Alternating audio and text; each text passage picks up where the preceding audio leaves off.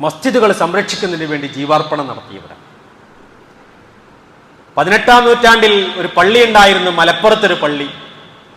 അന്ന് മലപ്പുറം ഭരിച്ചിരുന്നത് പാറനമ്പിയുടെ സാമൂതിരി പാറനമ്പി രാജാവാണ്. ആ പാറനമ്പി രാജാവ് അന്ന് മലപ്പുറത്തെ പള്ളി പൊളിക്കാൻ വേണ്ടി വന്നു.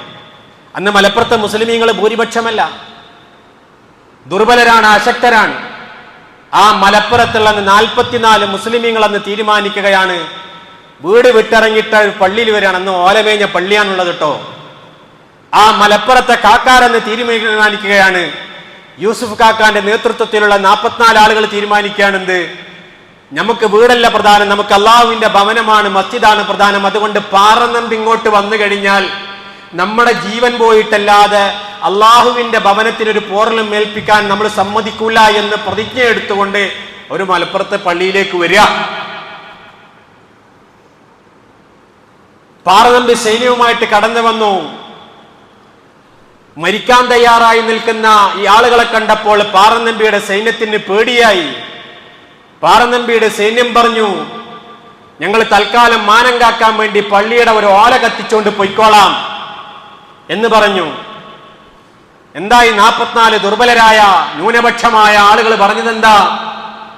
അവര് പറഞ്ഞു, അള്ളാഹുവിന്റെ ഭവനത്തിന്റെ ഇസ്സത്ത് ഇല്ലാതാക്കിക്കൊണ്ട് നിങ്ങളുടെ അന്തസ്സ് നിങ്ങളെ കാത്തു സൂക്ഷിക്കാൻ വേണ്ടി പടച്ച റബ്ബിന്റെ പള്ളിയുടെ ഒരോലയല്ല ഒരോലക്കൊടി പോലും കത്തിക്കുവാൻ ജീവനുള്ളിടത്തോളം കാലം, കൊക്കിൽ ശ്വാസമുള്ളിടത്തോളം കാലം ഞങ്ങൾ സമ്മതിക്കില്ല എന്ന് ആർജവത്തോടുകൂടി പാറനമ്പിയുടെ മുന്നിൽ അവർ പറയുകയാണ്. അങ്ങനെയാണ് പാറനമ്പി യുദ്ധത്തിനൊരുങ്ങുന്നതും 44 പേര് ഷഹീദായിട്ട് ആ ഭൂമിയിൽ വീഴുന്നതും. ആ ശുഹദാക്കളുടെ ചോരക്കണങ്ങളിൽ നിന്നാണ്, രക്തകണങ്ങളിൽ നിന്നാണ് മലപ്പുറമായി മാറിയത്, മലപ്പുറത്തിന്റെ ഇസ്സത്തുണ്ടായത്. അവിടെ മലപ്പുറം തളരുകയല്ല, അയോധ്യ തളർന്നതുപോലെ മലപ്പുറം തളർന്നിട്ടില്ല. ആ മലപ്പുറം 2 നൂറ്റാണ്ടുകൾക്ക് ശേഷം ഇന്ന് നെറുകയിൽ, കേരളത്തിന്റെ, ഇന്ത്യയുടെ നെറുകയിൽ തല ഉയർത്തിപ്പിടിച്ചു നിൽക്കുകയാണ്.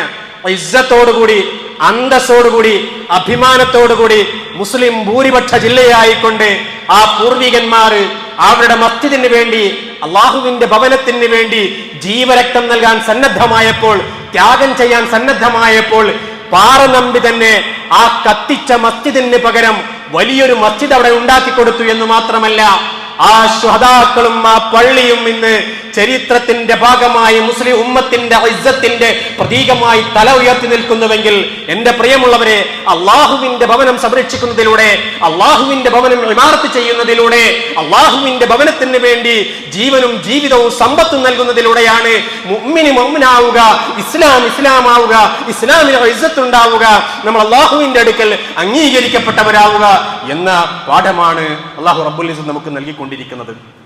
അതുകൊണ്ട് ഇപ്പറഞ്ഞ ആയത്തിന്റെ ആളുകളായിട്ട് മാറുക. ഏതായത്തിന്റെ? ഇന്നമാ യഅ്മുറു മസാജിദല്ലാഹി മൻ ആമന ബില്ലാഹി വൽ യൗമിൽ ആഖിരി വഅഖാമസ് സ്വലാത്ത വആതസ് സക്കാത്ത്. തീർച്ചയായിട്ടും അല്ലാഹുവിന്റെ ഭവനങ്ങളെ പരിപാലിക്കുന്നത് അത് സത്യവിശ്വാസികൾ ആയിരിക്കും. അന്ത്യനാളിലും അല്ലാഹുവിലും വിശ്വസിക്കുന്ന, നമസ്കാരം നിലനിർത്തുന്ന, സക്കാത്ത് കൊടുക്കുന്ന, അല്ലാഹുവിനെ മാത്രം ഭയപ്പെടുന്ന ആ മുഅ്മിനീങ്ങളാണ് ഈ മസ്ജിദിന്റെ പരിപാലകന്മാർ. മസ്ജിദിന്റെ യഥാർത്ഥ പരിപാലകന്മാർ പള്ളി കമ്മിറ്റിക്കാരല്ല, ഈ നാട്ടിലെ മുഅ്മിനീങ്ങളാണ്. അവരുടെ സാന്നിധ്യമാണ്, അവരുടെ സുജൂദാണ്, അവരുടെ ദിക്റാണ്, അവരുടെ റബ്ബുമായിട്ടുള്ള അഭേദ്യമായ ബന്ധമാണ് മസ്ജിദിന്റെ പരിപാലനം. അതാണ് അല്ലാഹുവിന്റെ പള്ളിയുടെ പരിപാലനം. ആ പരിപാലനം